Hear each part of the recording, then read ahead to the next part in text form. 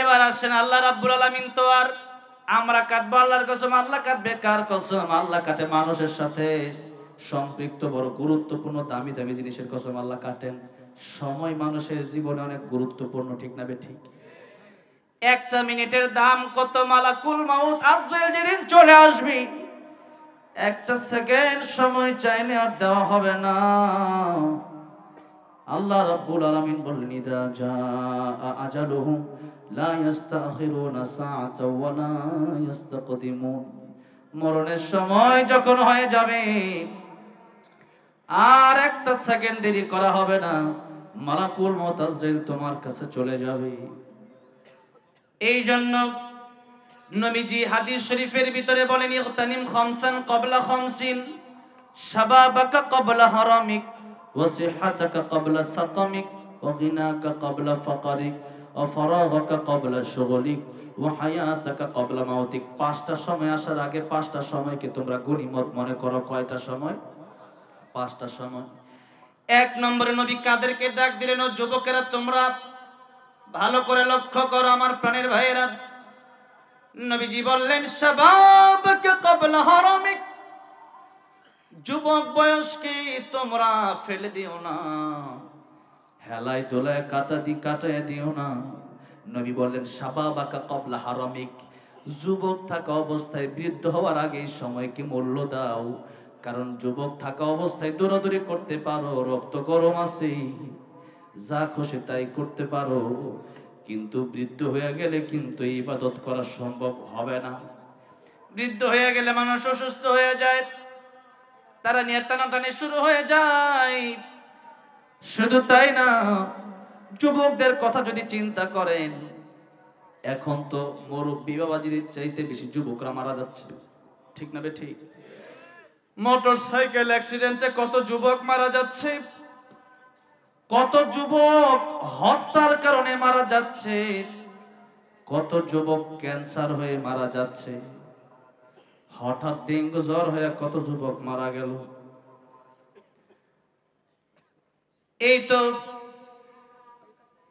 আমার ডেঙ্গু হইছে, আমি যদি মারা যেতাম এখানে হয়তো আমি বসতে পারতাম না।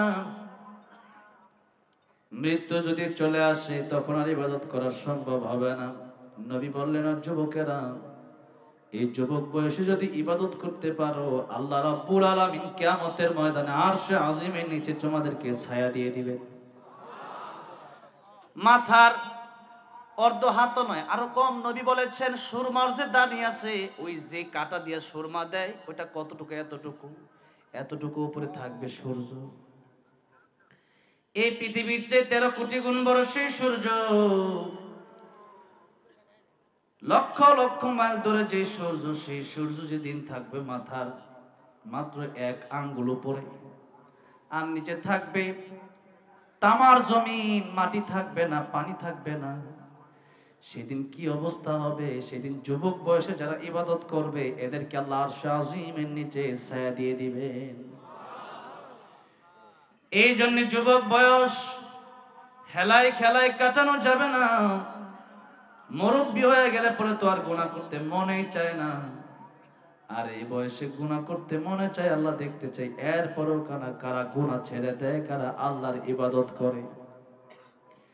এই জন্য যুবক বয়সে ইবাদত করলে বুড়া বয়সে আল্লাহ রাব্বুল আলামিন সেটা ফ্রি দিয়া দেয়। গোশতের দোকানে মাঝে মধ্যে লেখা থাকে, 5 কেজি গোশত কিনলে 1 কেজি ফ্রি, 5 কেজি দুধ কিনলে 1 কেজি দুধ ফ্রি, এরকম ফ্রি। একটা দুইটা ফ্রিজ কিনলে একটা ফ্রিজ ফ্রি, লেখা থাকে না? লেখা থাকে। এখন একজন এসে বলতেছে, দুইটা ফ্রিজ আমি কিনবো না, ওই যে একটা ফ্রিজ এটা আছে ওইটা আমার দিয়ে দেন। এখন ফ্রিজ কোম্পানির পক্ষ থেকে বলা হবে, না, দুইটা কিনলে একটা ফ্রি, শুধু ফ্রিটা দেওয়া যাবে না। কেউ যদি বলে 5 কেজি গোশত কিনলে 1 কেজি ফ্রি, আমার 1 কেজি ফ্রিটা দিয়ে দেন, 5 কেজি কিনবো না, দেওয়া হবে না। এই জন্য যুবক বয়সে ইবাদত করতে পারলে পরে, এই মানুষটা যখন বৃদ্ধ বয়সে ইবাদত করতে পারে না, আল্লাহ বলেন, ফেরেশতারে, এই বান্দা যুবক বয়সে আমি আল্লাহরে কত ডাকছে, আমি আল্লাহর জিকির করছে, নামাজ পড়ছে, তাসবিহ তাহলিল আদায় করছে, কোরআন পড়ছে, এখন বৃদ্ধ বয়স, এখন তার শরীরে শক্তি নাই। এখন আমার বান্দা ইবাদত করতে না পারলে কি হইছে? যুবক বয়সে যা করতো এখন বৃদ্ধ বয়সে ফ্রি, মৃত্যু পর্যন্ত তার আমল নামায় তার লিখতেই থাকো, লিখতেই থাকো।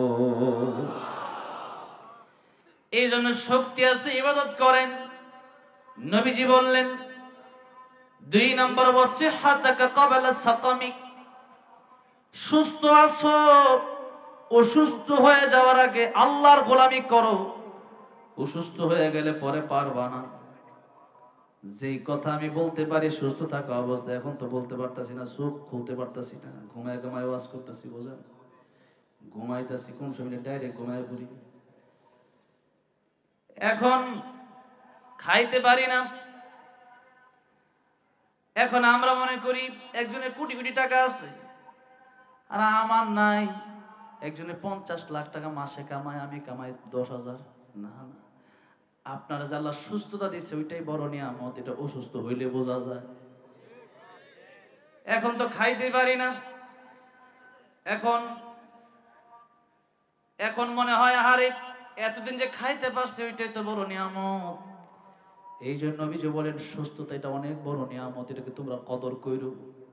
এই কদর যদি না করো, রাস্তাঘাটে অ্যাক্সিডেন্ট হয়ে এক সময় পাটা তোমার চলে যেতে পারে, হাতটা পঙ্গু হয়ে যেতে পারে, মস্তিষ্ক নষ্ট হয়ে যেতে পারে। এই জন্য অসুস্থ হয়ে যাওয়ার আগে সুস্থ থাকা অবস্থায় আল্লাহর গোলামি করো।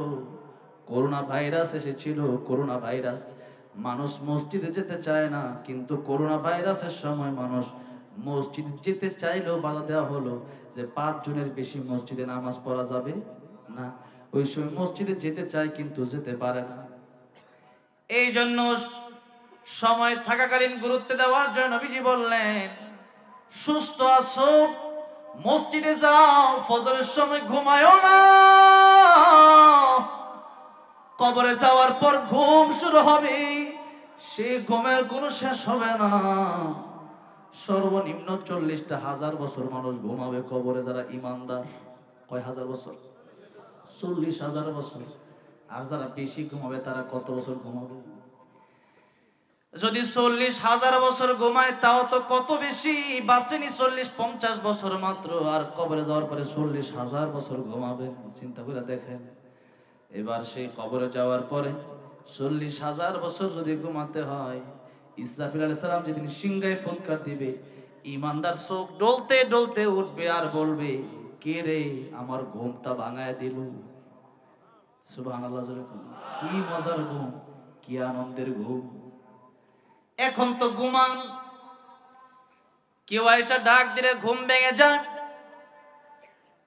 আকাশে বজ্রপাতের গর্জন হলে ঘুম ভেঙে যায়, মাইকে কোনো আওয়াজ হলে ঘুম ভেঙে যায়।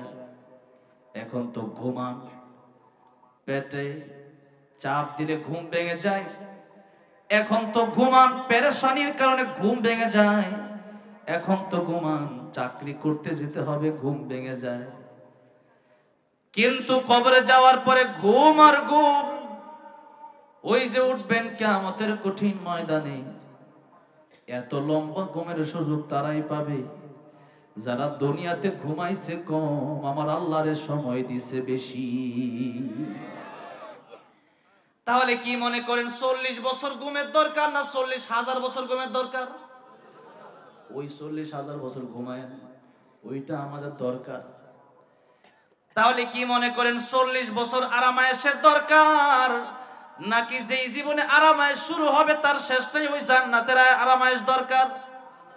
কোনটা দরকার? না, আল্লাহ বললেন ফামান যুহজিহা আনিন নারি ওয়া উদখিলাল জান্নাতা ফাকাদ ফাজ ওয়া মাল হায়াতুদ দুনিয়া ইল্লা মাতাউল গুরুর। জাহান্নাম থেকে যে ব্যক্তি বেঁচে জান্নাতে যেতে পারবে তার চেয়ে সফল কাম আর কেউ হতে পারবে না।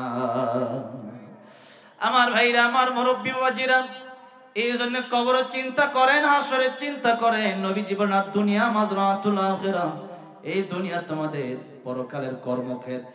যে গাছ লাগাইবা পরকালে তোমরা তাই পাবা। এই জন্য দুনিয়া থাকা অবস্থায় যদি দুনিয়া দুনিয়া দুনিয়া করেন, তাহলে আপনি হয়তো দুনিয়া কোনো রকম পেলেও পুরোপুরি পাবেন না, দুনিয়া আখিরাত উভয়টাই হারাবেন। কিন্তু আল্লাহর কসম, একবার দুইবার তিনবার শতবার হাজারবার করে বলতে পারি, আপনি কোরআন মেনে নেন, আপনি নামাজে চলে যান, আপনি ইসলাম মেনে নেন, আপনি আল্লাহর কোরআনের বিধানগুলো মেনে নেন, খোদার কসম করে বলছি, দুনিয়াতেও শান্তি, পরকালে চিরমুক্তি আল্লাহ আপনারা দিয়ে দিবে। যারা কোরআন পড়েছে, কোরআন শিখেছে, এদের শান্তি তো কম না।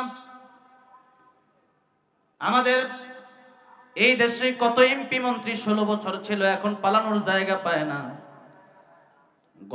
বিগত বছরগুলোতে আমরা কোরআনের কথা বলেছি, এখন তো আমাদেরকে কেউ অসম্মান করে না, এখনো মানুষ সম্মান করে।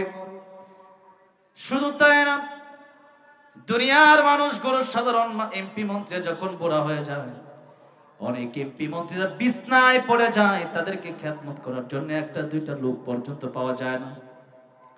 আর আল্লামা আহমদ শফী, আল্লামা জুনায়েদ বাবনগরী, আরো যত বুজুর্গানে কেরাম ছিলেন এই পৃথিবী থেকে চলে গেলেন, আলেমরা যত বয়স তাদের হয়, তাদের মর্যাদাও তত আল্লাহ বাড়ায়া দেয়। সুবহানাল্লাহ। দাম কমে না, খাবারের তো অভাব নাই। কত খাবার, কত টাকা, কত জায়গা। এই রমজানের পরে আল্লাহ আমার আমেরিকা যাওয়ার ব্যবস্থা করলেন। আমেরিকা অনেকগুলো প্রোগ্রাম নিলাম আমেরিকাতে। কোথায়? আমেরিকা। সবাই তো মনে চাইলেও যেতে পারে না। কত দেশ ঘুরছে এখন আমি নিজেও জানি না, হিসাব করে কোয়া লাগবো। অনেক দেশই তো আল্লাহ ঘুরাইছি, কয়েক দেশের সিটিজেন হয়েছে আলহামদুলিল্লাহ। তাহলে এত সম্মান আল্লাহ দিচ্ছেন তো আল্লাহর কোরআনের কারণেই দিচ্ছেন নাকি বলেন? এই যে স্টেজে বসলাম, আল্লাহ তো কোরআনের কারণে এত সম্মান দিলেন। ডোনাল্ড ট্রাম্পকে দেখাও তো মানুষ হাসে, বুশের গালেও মানুষ জোতা মারে। কত আওয়ামী লীগ দেখলাম, এই প্রধানমন্ত্রী শেখ হাসিনা তার সম্মান করলো। আজকে যখন প্রধানমন্ত্রী বিদেশে পালায় যাবে, 500 নেতা কর্মী দেখলাম না, তারা গিয়া বলছে যে আপনি থাকেন, আমরা আপনার জন্য ডাল হয়ে দাঁড়ায় গেলাম। আছে নাকি? পাইলাম না। কিন্তু আজকে একটা আলেমের বিরুদ্ধে কেউ দাঁড়াক, আমি এতটুকু বুকে হাত দিয়া বলতে পারি, আল্লাহর কোরআন যাদের ভিতরে আছে, সত্যিকারের হক্কানি আলেম যারা, ভণ্ড আলেমের কথা আমি বলছি না, ভণ্ড আলেমদের শাসন, কিন্তু হক্কানি আলেম যারা, সত্যি যারা আল্লাহর প্রেমে পাগল, সত্যি যাদের ভিতরে আল্লাহর কোরআন আছে, তাদের বিরুদ্ধে 50 জন দাঁড়ায় গেলে এদের পক্ষে 50,000 লোক বাংলার জমিনে দাঁড়ায় যাবে। ঠিক না বেঠি? আমার ভাইরা, আমার মুসলমান ভাইরা, আমার মুরব্বী বাবাজিরা, আল্লাহ মামুনুল হক সাহেবকে যখন পুলিশ ধরতে গিয়েছিল, সোনারগাঁওয়ে ছুটে গেট ভেঙে ফেলেছিল মানুষ। হ্যাঁ, ঠিক না বেঠি? আল্লামা সাইদি মারা গেল। আল্লামা সাইদি রহমতুল্লাহ আলাইহি মারা যাওয়ার পরে জালেমরা দেখলো এত ভালোবাসে তারে মানুষ, এই ভালোবাসার কারণে বাইতুল মুকাররম জানাজা পড়তে দিলে মনে হয় কি জানি হয়ে যাবে বাংলাদেশ, জানাজাও পড়তে দেওয়া হলো না। ঠিক না বেঠি? আলেমদেরকে তো মানুষ এখনো ভালোবাসে, আগেও ভালোবাসে, বয়স হয়ে গেলেও ভালোবাসে, পৃথিবী থেকে চলে যাওয়ার পরেও মানুষ ভালোবাসে। কারণ মানুষ জানে, আমি একবার বলেছিলাম, বঙ্গবন্ধুর চাইতে আল্লামা মামুনুল হকের দাম বেশি। এখনো সেই বক্তব্য আমার রেকর্ড হয়ে আছে, ইউটিউবে আপনারা দেখতে পারবেন। আমি বন্ধ করি নাই। আমারে কয়েকজন বলেছিল এটা রাইট ম্যানেজারে ওঠায় বন্ধ করেন। এগুলা কিন্তু আমাদের হাতে আছে। আবার না, আমার কোনো ভিডিও আপনি ছাড়বেন, ওইটা আমি বন্ধ করে দিতে পারি। এটা আমি বলবো এটা আমার ভিডিও, বন্ধ করে দিবে। আমাকে বলা হলো এটা বন্ধ করে না। আমি বললাম কেন বন্ধ করব? নারায়ণগঞ্জের একজন এমপি আমার জিজ্ঞেস করলো, ওনার গাড়িতে উঠাইছে আমারে, উঠানোর পর আমার জিজ্ঞেস করলো, তুমি এটা কি বললা, এটা কি ঠিক কাজ করছো? কই বঙ্গবন্ধু আর কই মামুনুল হক? আমি বললাম বঙ্গবন্ধুরে ভালোবাসে মানুষ দেশের জন্য, আর মামুনুল হককে মানুষ ভালোবাসে আল্লাহর কোরআনের জন্য, তার সাথে জান্নাতে যাওয়ার জন্য। ঠিক না বেটি? আমার ভাইরা, আমার মুরব্বী বাবাজিরা, যেই কথা বলছিলাম, সিহাতাকা ক্বাবলা সাকামিক, সুস্থ থাকা অবস্থায় আল্লাহর গোলামি করেন, অসুস্থ হয়ে গেলে সম্ভব না। নবী বলেন গিনাকা ক্বাবলা ফাকারিক, 3 নাম্বার কথা, তুমি ধনী মানুষ, টাকা পয়সা সম্পদ আছে, এই টাকা পয়সা সম্পদ থাকলে এটারে তুমি এমন মনে করো না যে টাকা পয়সার মালিক আমি এমনি হয়ে গেছি, না, টাকা পয়সার মালিক বানাইছে কি? এখানে ওই যে শালনা, আগামীকালকে আমার মাহফিল যে এলাকায়, শালনাতে 36 নং ওয়ার্ড সম্ভবত, সেখানে একজন কাউন্সিলর আছেন মঞ্জুরুল মাওলানা, অনেকে চিনেন, চিনেন না? ওনার দাদার জমি ছিল 100 বিঘা। তা আমি সেখানে 5-6 কাঠা জমি কিনতে গেছি। তোমরা একজন জমি দেখাইছে, বললাম কার জমিটা? কার? কাউন্সিলর সাহেবের জমি আছে কত, কয়েকগুলো হিসাব টিসাব নাই। আমি কিনি 5 কাঠা লাগে, 5 কাঠা কিনার লাগে ঘুরি, কিছু জায়গায় করতাম। আর ওনার দাদার ছিল 100 বিঘা, তা ওনার তো প্রায় 50 বিঘা আছে। আল্লাহ যারা দেয় তারা তো এমনি দেয়। 5 বছর ধরে আওয়াজ করে এখন 5 কাঠা কিনার লাগে ঘুরে একটা মাদ্রাসা করতাম। আর ওনারে আল্লাহ পৈতৃক ভাবে দিয়ে দিল 100 বিঘা, 50 বিঘা। তাহলে দেওয়ার মালিকটা আসলে কে?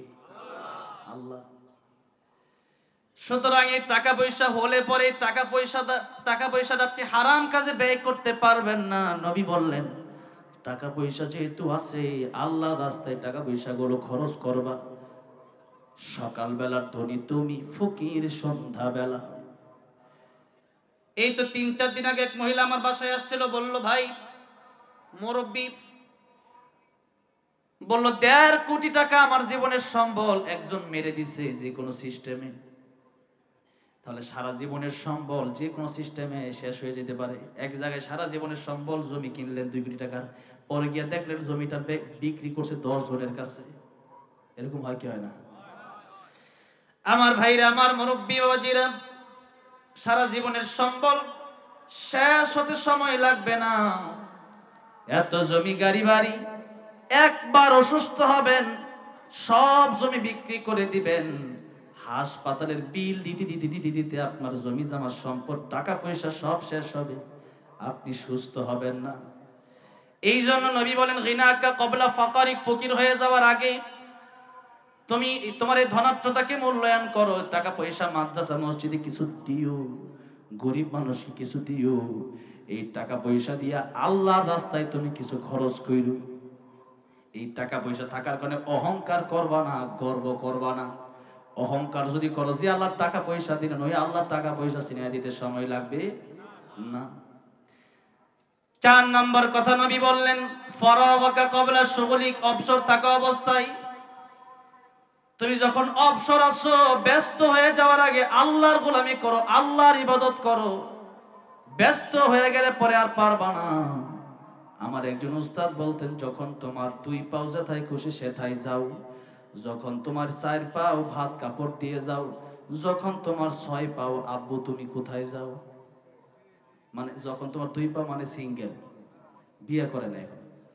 আর যখন বিয়ে করছে এখন আদা রসুন পেঁয়াজ ডাউল চাউল মুরগি গরু, এই বড় লিস্ট।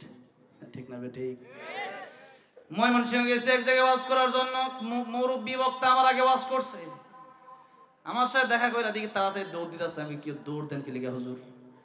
আর তাড়াতাড়ি বাড়িতে না গেলে আমার বউ আমার সন্দেহ করে। আপনি মুরব্বী মানুষ, এই বয়স এই কথা কন, কি করবো, বুড়া হয়েও শান্তি পাইলাম না। আমার বাড়ির বুড়ি আমারে সন্দেহ করে। এই জন্য বিয়ে করে ফেললে পরে আর একটু ধরাবান্ধা হয়ে যায়। এখন ব্যস্ততা আরো বেড়ে গেছে। এখন আগে তো ছিল নিজের দায়িত্ব, এখন হয়ে গেছে বউর দায়িত্ব। এর কয়েকদিন পরে 1-2 বছর 3 বছর পরে একটা বাচ্চা যখন পৃথিবীতে হয়েছে, 1-2 বছর বয়স, বাচ্চার কাপড় সাপড় ওইটা এখন বাবা বাচ্চার জন্য কাপড় কিনতে গিয়া বাবার ঈদ মাটি হইয়া যায়। এখন বাবা সন্তানের কথা চিন্তা করে, এখন বাবা মা, এখন স্বামী স্ত্রীর কথা চিন্তা করে, এখন তার নিজের চিন্তা, আবার স্বামীর চিন্তা, আবার বাবার চিন্তা, অনেকগুলো চিন্তা হয়ে গেছে। দিন যত যায় তত মানুষ ব্যস্ত হয়। যারা পড়ালেখা করে মনে করে যে পড়ালেখা শেষ হলে মনে হয় বেঁচে গেছি। এরপরে যখন পড়ালেখা শেষ করে চাকরির জন্য শুরু হয় দৌড়াদৌড়ি, এরপরে চাকরি পেয়ে যায়। আগে তো পড়ালেখা করার সময় এই যে আমাদের মাদ্রাসাগুলোতে হুজুর বললো অ্যান্ড্রয়েড ফোন চালাইতে দেয় না, ছাত্ররা দেখতাম মাঝে মধ্যে অসুস্থর ভান ধরতো, বাড়িতে যাওয়ার জন্য জ্বর আসতো না, এরপরে বলতো হুজুর জ্বর, বলতো হুজুর পেট খারাপ, আন্তাজি বলতো যে হুজুর জন্য বাইরে। এখন ছাত্ররা ক্লাসের মধ্যে ঘুমাইতো দেখতাম, কিন্তু হুজুরদের কোনো ঘুম নাই। ছাত্ররা অসুস্থের ভান ধরতে পারলেও হুজুরদের অসুস্থতার ভান ধরার কোনো সিস্টেম নাই। যারা চাকরি করে এরা যদি ঘুমায় থাকে বেতন দিবে নাকি? বেতন নাই। একদিকে চাকরি, আরেকদিকে ফ্যামিলি, এত চিন্তা করতে করতে লোকটা ব্যস্ত হয়ে যায়। এই জন্য যত দিন যাবে তত আপনি ব্যস্ত হয়ে যাবেন। আপনি মনে করবেন তার বিদেশ পাঠাইতে হয়ে গেছে আমার ছেলেটার, এরপরে আমি মনে হয় ফ্রি। না না, আপনি ফ্রি হবেন না, এই দুনিয়াতে ব্যস্ত থাকবেন। এই ব্যস্ততার ভিতরেই আল্লাহর গোলামি করতে হবে, আল্লাহর ইবাদত করতে হবে, ধৈর্য ধরতে হবে। এই জন্য যত ব্যস্ত হবেন তার আগে মনে করতে হবে এখন যতটুকু আছি ভালো আছি, অবসর আছি। আমার আগে হুজুর বলছে বেশি বেশি জিকির করেন, সুবহানাল্লাহ আলহামদুলিল্লাহ পড়েন। সুবহানাল্লাহ আলহামদুলিল্লাহ পড়লে দুনিয়াতে যত ফাঁকা জায়গা আছে আল্লাহ রাব্বুল আলামিন সব ফাঁকা জায়গাগুলো আল্লাহ সওয়াব দিয়া ভরপুর কইরা দেন। সূরা ইখলাস পড়তে থাকেন, সূরা ইখলাস ৩ বার পড়লে এক খতম কোরআন শরীফের সওয়াব হয়ে যায়। আপনি সূরা ইখলাস পড়তে থাকেন। আর সময় পাইছেন মা বাবার চেহারার দিকে তাকান। হজে যাইতে হলে বছরে একবার যাওয়া যায়, অর্থও লাগে, দেহও লাগে। মা আর বাবার দিকে যতবার তাকাবেন ততবারই আল্লাহ কবুল হজের সওয়াব দিয়ে দিবে। ওগুলো করেন, একবারে সহজ, কিন্তু তার পাওয়ার অনেক বেশি, তার ফজিলত অনেক বেশি। ইখলাস পড়তে কতক্ষণ সময় লাগে, সুবহানাল্লাহ আলহামদুলিল্লাহ বলতে কতক্ষণ সময় লাগে, মার বাপের চেহারার দিকে তাকাইলে কতক্ষণ সময় লাগে। কিন্তু এই আমলগুলাকে আমরা আমলই মনে করি না যে এগুলোর কি। কিন্তু এগুলা মানুষ কবরে যাওয়ার পরে ঠিকই বুঝবে এগুলো যে কত গুরুত্বপূর্ণ আমল ছিল। কিয়ামতের ময়দানে বুঝবে এগুলো যে কত বড় আমল ছিল। সপ্তম আকাশ সপ্তম জমিন মিজানের পাল্লায় দিলে মিজানের পাল্লা লড়ে না। আর সুবহানাল্লাহ সুবহানাল্লাহ বিহামদিহি সুবহানাল্লাহিল আযীম পড়লে, একবার পড়লে মিজানের পাল্লায় দিলে মিজানের পাল্লা ধরে না। তাহলে এই দুনিয়ায় থাকা অবস্থায়, অবসর থাকা অবস্থায় আল্লাহর গোলামি করেন। লাস্ট কথা, শেষ কথা, ৫ নম্বর কথা নবী বললেন হায়াতাকা ক্বাবলা মাউতিক, মরণের আগে ভালো হয়ে যা, মরণের পরে কিন্তু ভালো হওয়ার আর সুযোগ, মরণের পরে আর ভালো হওয়ার সুযোগ নাই। এখন যদি জিজ্ঞাসা করি মরণ তো কবে, যে আগামী রমজানে ভালো হয়ে যাব, আপনাদেরকে জিজ্ঞাসা করতে চাই আগামী রমজান পর্যন্ত বাঁচার গ্যারান্টি আছে নাকি? বাড়িওয়ালা নাই রে, বাড়ি নাই রে, দুনিয়াতে গান দেখেছেন আব্দুল কাদের হাওলাদার, আমার সাথে খুব ভালো একটা সম্পর্ক ছিল। গতকালকে নাকি পরশুদিন মনে হয় মারা গেল। তিনি তো এই গানগুলো লিখতেন, চোখের পলকে তুমি হতে পারো লাশ, চিরতরে বন্ধ হবে তোমারই নিঃশ্বাস, হবে এলান তোমারই নাম মসজিদের মাইকে, হবে এলান তোমারই নাম মসজিদের মাইকে, বাড়িওয়ালা নাই রে, বাড়ি নাই রে দুনিয়াতে, বাড়িওয়ালা নাই রে, বাড়ি নাই রে দুনিয়াতে, বাড়িওয়ালা নাই রে, বাড়ি নাই রে দুনিয়াতে, বাড়িওয়ালা নাই রে, বাড়ি নাই রে দুনিয়াতে। তোমার ভয়ে থাকতো মানুষ ছিল বাহাদুরি, ভাবনি হাওয়ায় ওড়াতো নিজে রঙিন ঘড়ি, সুতোয় টান দিলে মালিক, ও সুতোয় টান দিলে মালিক পারবে না থাকিতে,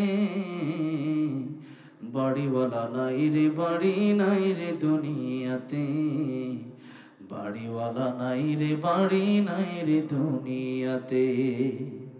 সেই গান লিখেছিলেন আব্দুল কাদের হাওলাদার। চলে গেলেন, স্ট্রোক করে পৃথিবী থেকে চলে গেলেন। অনেক ভালো মানুষ ছিলেন তিনি। আমার সাথে দেখা হইলে আমারে বলতো যে ২০০০ টাকা আসেনি, আমি তারা দিতাম, অনেক মহব্বত করতো আমারে। আল্লাহ জান্নাত নসিব কইরা দেন, বলেন আমিন। ফিরোজ শাহ গান গাচ্ছিল স্টেজের ভিতরে, 1 মিনিটের নাই ভরসা, সঙ্গ হবে রং তামাশা, দম ফুরাইলে বন্ধু চক্ষু বুঝিলে। গান গাইতে গাইতে স্টেজের ভিতরেই তার মরণ হয়ে গেল, মাইকটা ছুটে গেল হাত থেকে। আমি মিরপুর শহীদ বুদ্ধিজীবীতে আমাকে দাওয়াত করা হয়েছিল বুদ্ধিজীবীর মাঠে মিরপুরে। মাগরিবের পরে আমার বয়ান, আসরের পরে গেলাম বুদ্ধিজীবীদের কবর জিয়ারত করার জন্য। আমি কবর জিয়ারত করতে করতে তার কবরটা দেখলাম, তখনই মনে হয়ে গেল আমার সেই কথা। স্টেজের ভিতরেই মরণ হয়ে গেল, বুকের মাঝে হাত দেওয়া হলো, দেখতেছে আর রুহ নড়ে না। আর ভিতরে রুহ যদি না থাকে, খালি ডাব্বার কোনো দাম নাই। এই জন্য আরেকজন বলছেন, ইঞ্জিনটা চইলা গেলে হাইরে হাইরে হাই, ডাব্বাটা পয়রা রইবে এই যে দুনিয়ায়। ইঞ্জিন যদি না থাকে, আমার বাপ মা আমারে ঘরে রাখবে না। ইঞ্জিন যদি না থাকে, আমার স্ত্রী আমার ঘরে জায়গা দেবে না। ইঞ্জিন যদি না থাকে, প্রধান বক্তার চেয়ারে আমাকে আর বসাবে না। ইঞ্জিন যদি না থাকে, সভাপতি থাকবে না। ইঞ্জিন না থাকলে এমপি থাকবে না। ইঞ্জিন যদি না থাকে, মন্ত্রী থাকবে না। ইঞ্জিন যেদিন চলে যাবে, আওয়ামী লীগ আপনার টানবে না, বিএনপি আপনার টানবে না। ইঞ্জিন যদি না থাকে, যে স্ত্রী ছাড়া আপনি ঘুমাতে পারেন, স্ত্রী যদি বলেন একটা রাত আমার সাথে তুমি ঘুমাইও, জায়গা দেবে না। এই জন্যই তো মসজিদে যখন এলান করে, মাইকিং করে, মানুষের মৃত্যুর পর আজও তো মাইকিং করতেছিল। আমি থাকি তো বুট বাজার, ওখানে আমার মসজিদের সকালেও আজকে একজন মারা গেল, মাইকিংটা করে হচ্ছে আব্দুর রহমান ইন্তেকাল করছে। ইন্তেকাল মানে আলেমরা জানে, ইন্তেকাল শব্দের আরবি শব্দের অর্থ হচ্ছে এক জায়গা থেকে অন্য জায়গায় চলে যাওয়া।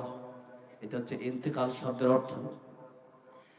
তার মানে নবী বললেন, কবরে যাওয়ার পরে তোমরা যখন কবরে শুয়ে দেওয়া হবে, এরপরে মানুষ দাফন করে 40 কদম যেতে যতক্ষণ সময় লাগে, এতক্ষণ সময়ের ভিতরে মুনকার নাকির চলে আসবে। এরপরে মুনকার নাকির প্রশ্ন করবে, মা রব্বুকা ওমান দীনুকা ওমান হাদার রাজুল আল্লাযী বুইতা ফীকুম, তোমার রবকে, তোমার দিন কি, নবীকে চিনো কিনা। এই যে প্রশ্নগুলো করা হবে, আর সে কবরের ভিতরে থেকে মানুষ যে কবরের উপর দিয়া, কবরের সাইডে দিয়ে হাঁটা চলা করতেছে, ওই হাঁটা চলার শব্দ কবরের ভিতরে লোকটা থেকে শুনতে পাবে, এত কাছে। তার মানে আপনি যে চলে গেলেন, একবারে শেষ হয়ে গেলেন না, আপনি যে কবরের ভিতরে চলে গেলেন, আপনি কিন্তু কয়েক মিনিট পরেই মানুষের হাঁটার আওয়াজ শুনতে আবার পাবেন। এই জন্য ইন্তেকাল মানে এক জায়গা থেকে অপর জায়গায় চলে যাওয়া। গেল তো আমার আপনার রুহু হলো ইঞ্জিন, আর এই দেহটা হলো ডাব্বা। ডাব্বার জন্য যে পরিশ্রম আমরা করলাম, ইঞ্জিনের জন্য আজকে আমরা এই পরিশ্রম করি না। চেহারার জন্য কত ফেস ওয়াশ, কত ক্রিম, কত পাউডার, চুলের জন্য কত দামি দামি শ্যাম্পু মারলাম। শরীরের জন্য যে শরীর হয়তো আমার পচেও যেতে পারবে, যে শরীর আমার পোকামাকড় খেয়ে ফেলবে, ওই শরীরের জন্য কত দামি দামি সাবান ইউজ করলাম। কিন্তু ইয়াউমা লা ইয়ানফাউ মালু ওয়ালা বানুন ইল্লা মান আতাল্লাহা বিকলবিন সালিম। কিয়ামতের ময়দানে সুন্দর কলম, প্রশান্ত মন আল্লাহর দরবারে কাজে আসবে, এছাড়া কিচ্ছু কাজে আসবে না। বলেন তো, আমরা ডাব্বার জন্য যেরকম কষ্ট করি, এর চেয়ে কোটি গুণ বেশি ইঞ্জিনের জন্য কষ্ট করার দরকার আছে না নাই? এই জন্য এটাকে ঈমান দিয়ে পরিপূর্ণ করেন। আজকে আমরা মানুষের চেহারা বড় সুন্দর, কিন্তু অন্তরটা হয়ে গেছে কালো। হযরতে বেলাল বড় কালো, তার অন্তরটা বড় ভালো। লোকমান হাকিম বড় কালো, তার অন্তরটা বড় ভালো। লম্বা চড়া আলোচনা, সেদিকে আমি যাব না। তাহলে 5টা কথা আমি বললাম। নবী বললেন 5 সময়ের আগে 5টা সময়কে তোমরা গনিমত মনে করো। 1 নম্বর কি বললেন? শাবাবাকা ক্বাবলা হারামিক, 1 নম্বর যুবক বয়স থাকা অবস্থায় বৃদ্ধ হয়ে যাওয়ার আগে আল্লাহর ইবাদত করো, বৃদ্ধ হয়ে গেলে পারবা না। 2 নম্বর ওয়াসিহাতাকা ক্বাবলা সাকামিক, সুস্থ থাকা অবস্থায় আল্লাহর গোলামি করো, অসুস্থ হয়ে গেলে পারবা না। 3 নম্বর গিনাকা ক্বাবলা ফাকরিক, টাকা পয়সা থাকা অবস্থায় এই টাকা পয়সা আল্লাহর জন্য কাজে লাগাও, কারণ টাকা পয়সা শেষ হয়ে গেলে পরে খুঁজবা, টাকা পয়সাও যাবে, দুনিয়া আখিরাত ধ্বংস হবে যদি টাকা পয়সা আল্লাহর জন্য কাজে না লাগাতে পারো। 4 নম্বর ফারাগাকা ক্বাবলা শুগলিক, অবসর থাকা অবস্থায় আল্লাহর গোলামি বেশি বেশি করো, ব্যস্ত হয়ে গেলে পারবা না। 5 নম্বর মরণের আগে ভালো হও, মরণের পরে আর ভালো হওয়ার কোনো সুযোগ নাই। এই হলো আল আসরের সামান্য তরজমা করলাম হাদিসের মাধ্যমে। এবার আল্লাহ রাব্বুল আলামিন বললেন ইন্নাল ইনসানা লাফি খুসর। আল্লাহ বললেন দুনিয়ার সব মানুষ ক্ষতিগ্রস্ত, ক্ষতির সাগরে মানুষ ডুবে আছে। সাগরের ভিতরে যদি কেউ মনে করেন ডুবে গেছে, আমি কি বললাম? সাগরের মধ্যে ভাসছেন না, সাগরের ভিতরে ডুবে আছেন? ডুবে আছেন। আল্লাহ বলেন মানুষ ক্ষতির সাগরে ডুবে আছে। এখন আপনি মনে করেন এই আগে তো আমাদের এরকম ছিল, এখন খুব কম, পুকুরের ভিতরে অনেকেই গোসল করছেন, কি করছেন না? পুকুরের মধ্যে যদি আপনারা গোসল করেন, এই পুকুরের ভিতরে আগে একটা খেলা হইতো যে কে কতক্ষণ ডুব দিয়ে থাকতে পারে, এরকম হইতো না? একজন 1 মিনিট ডুব দিয়ে থাকার পরে উঠা দেখে সেও ডুব দিয়ে আছে, সে আবার ডুব দিছে, ও আবার উঠা দেখে ও তো ডুবা, এরকম কয়েক ঘন্টা চলে। কথার কথা আর কি, অনেক সময় চলে যায় কিন্তু ও ভাবে যে উঠে না, এগুলো বাটপারি চলে আর কি, খেলার মজার খেলা তো। এখন মনে করেন ওই পুকুরে ডুব দিয়ে তো 1 মিনিট, সর্বোচ্চ 1.5 মিনিট 2 মিনিট থাকা যায়, এর বেশি থাকা যায়? এর বেশি থাকলে আপনার জীবন নাশ হয়ে যাবে, আপনার মরণ হয়তো হয়ে যাবে, দম পড়া লেগে আপনি মরে যাবেন। এখন মনে করেন আপনি আপনার একজন পীরকে খুব ভালোবাসেন, ওই পীর সাহেবকে নিয়ে কোনো পুকুরে ডুব দিলেন। পীর সাহেব আপনি একজন পীর সাহেবকে এত ভালোবাসেন যে তার সাথে মুসাফা করতে পারলে আপনি মনে করেন যে আমার জীবন ধন্য। এখন ওই পীর সাহেব ওই পুকুরের ভিতরে যদি আপনাকে জড়ায়া ধইরা যদি ওই পুকুরের নিচে যদি মিনিট 2-3 মিনিট যদি থাকে, এরপরে যে আপনার না স্যার আপনি কি করবেন? আপনি আপনার জীবন বাঁচানোর জন্য পীর সাহেবের ধাক্কা দিবেন কি দিবেন না?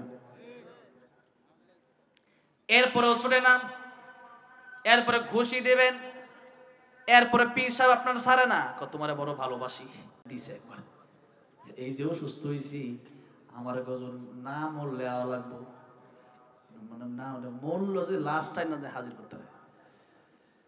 এখন সেলিমের কথা কইতাছি না আর কি, অন্য সব যাওয়ার কথা কইতাছি। এখন দেখেন পীর সাহেবকে তোমার আমি খুব মহব্বত করি, তো মহব্বত করিয়া একবার এমন জাতা দিচ্ছে না, দম পড়া লাগিয়ে বলে দিতেছে পীর সাহেব। পীর সাহেব আপনি দিয়েছেন ঘুষি কেন? জীবন বাঁচানোর জন্য, ঠিক না ঠিক? এবার মনে করেন আপনার নেতা আছে, ওই নেতার কাছ থেকে আপনি নমিনেশন নিলেন, ওই নেতা পুকুরের ভিতরে গিয়া আপনারা জাপ দিয়া ধরছে, তুই তোর আমি খুব ভালোবাসি, তুই আমার কর্মী, তোরা নিয়ে 10 মিনিট পুকুরের নিচে ডুবে থাকি, আপনি কি কইবেন?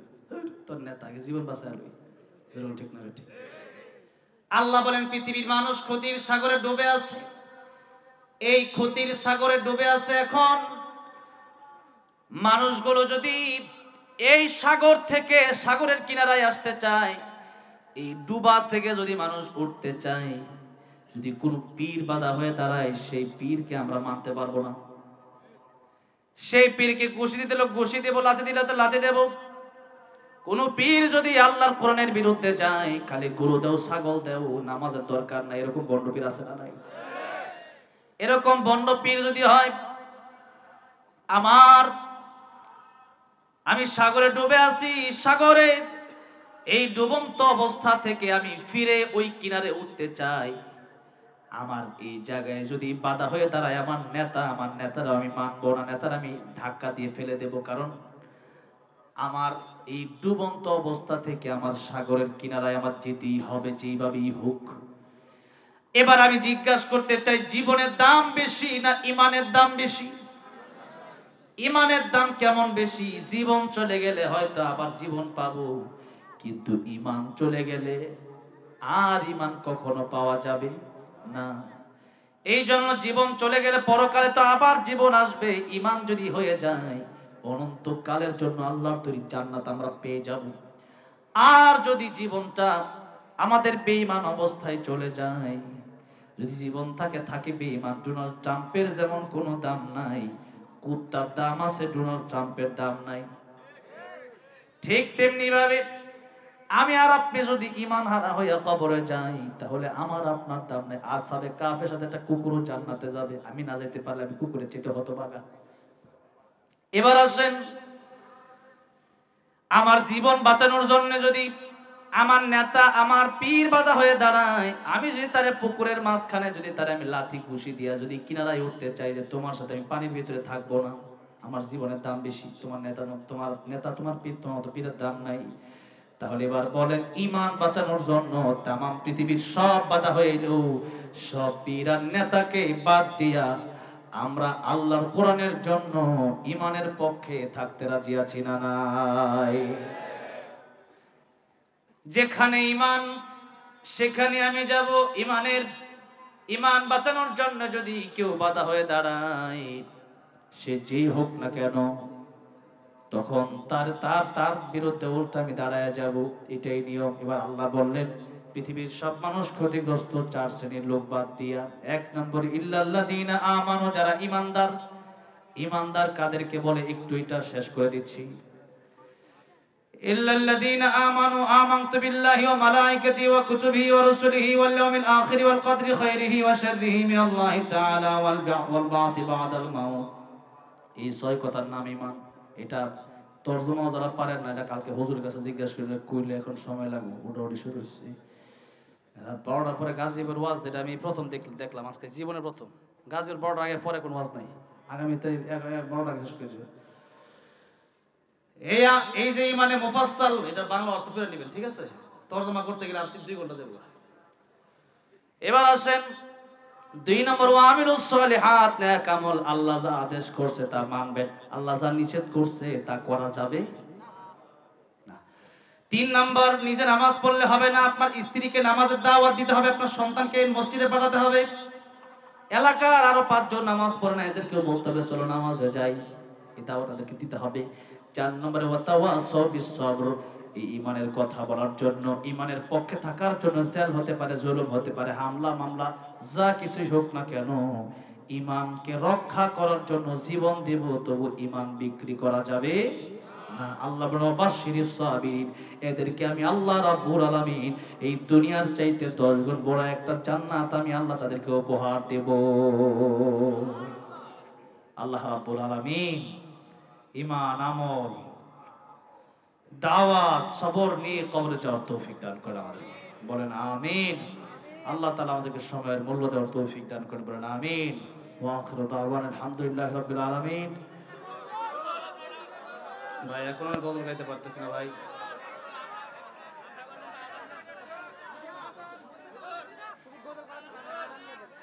না ভাই এখন আর এত রাতে আজান করব না। আগামী বছরের মাহফিলের ডেটটা করে লেখা দুরূদ শরীফ পড়ি। আল্লাহুম্মা সাল্লি আলা মুহাম্মাদ ওয়া আলা আলি মুহাম্মাদ কামা সাল্লাইতা আলা ইব্রাহিম ওয়া আলা আলি ইব্রাহিম ইন্নাকা হামিদুম মাজিদ। আল্লাহুম্মা বারিক আলা মুহাম্মাদ ওয়া আলা আলি মুহাম্মাদ কামা বারাকতা আলা ইব্রাহিম ওয়া আলা আলি ইব্রাহিম ইন্নাকা হামিদুম